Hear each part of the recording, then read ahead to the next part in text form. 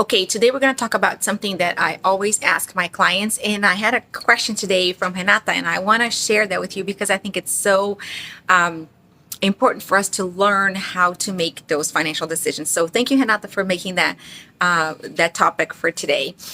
My first question to my clients is always, what do you want? And that's sometimes a very difficult question to answer because we have to stop. We have to think about what we're doing with our lives, what our priorities, where do we see ourselves in the future, what are the gifts and abilities that we have, and what do we have a passion to continue doing. So it's a mouthful when you start thinking about what do you want. But once you have that very clear in your mind, and then you can start taking steps to making that happen. And sometimes it takes a minute for us to kind of realize that we're not aligned in our actions to achieving what we want. And so it's very important to keep asking yourself, what do I want? What do I want? Because when you do know exactly what you want and then you quantify that, then you can go after that.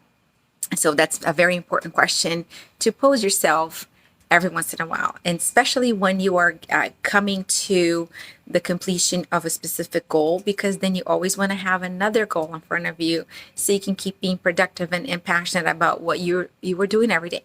So her question was, and I want to I'm working towards getting myself organized financially, but I want to take a trip in January. And that's going to cost me money. It's going to be a family trip. It's going to be somewhere out of state. It's going to cost me money. And I have this financial plan where every dollar is accounted for. But this trip showed up in an opportunity, and should I take it? Should I not take it? And she says, I have an idea, but I want to hear your opinion.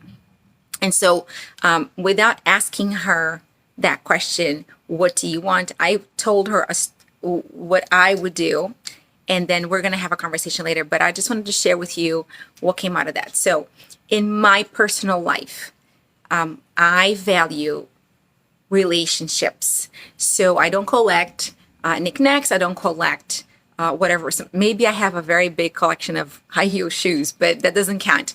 So the most important thing for me in my life is my friends, the people that are in my life. And that's why I love hosting people in my home, because that connects us soul to soul. So a trip to see friends would be high priority for me, even leveled with being financially in check. Okay. So this is what I said to her. Look, a trip to see a friend that you haven't seen and spend family time with them, it would be for me a high priority item. And so when you are making financial decisions, you need to see what is a liability and what is an asset. In this case, this trip is a liability. You're not making money. This trip is not making you money in the future or at that point. So it's going to be an expense that is not going to bring you back money. So it's not an investment. It's a liability. So you have months before the trip. My personal opinion would be take the trip, but in between now and then, create the asset that will pay for that trip. So when it comes time to take that trip, you don't have to owe that trip. It's going to be paid for. So you need to know when you're going, how much is it going to cost, and put a budget to it. So you know how much the transportation, the lodging, what you're going to spend when you get there, if you're going to go shopping, eating out. So all those things you can quantify, and then you have to stick to that budget so you can feel good about the trip, because there's nothing worse than taking a vacation and knowing you're going to go in debt to go to that vacation. So again, quantify your goal and then work towards it. And so every month you're going to have to add more income to be able to afford that trip. So when the week before the trip, you already have the money, and then you can go ahead and spend the money knowing that you're not going to go into debt to enjoy that liability. So create the asset before you have the expense in order for you to enjoy it. That's a wise financial decision. And so that's my tip for today. What do you want? Do you know what you want? And are you able to work every day towards that goal? Is everything that you're doing today, your activity today, taking you to that goal? If not, you want to prioritize those activities to be in your goal.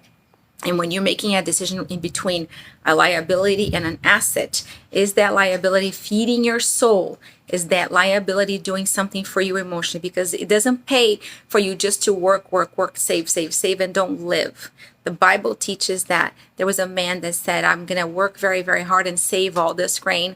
And the Lord said to him, you're going to die tonight and you're going to leave all this and you're not going to have a life fulfilled.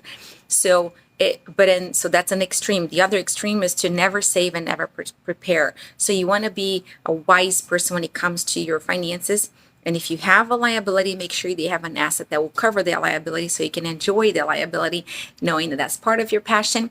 And at the same time, it doesn't bring you frustration or worry. So that's my tip for today. Thank you. Bye.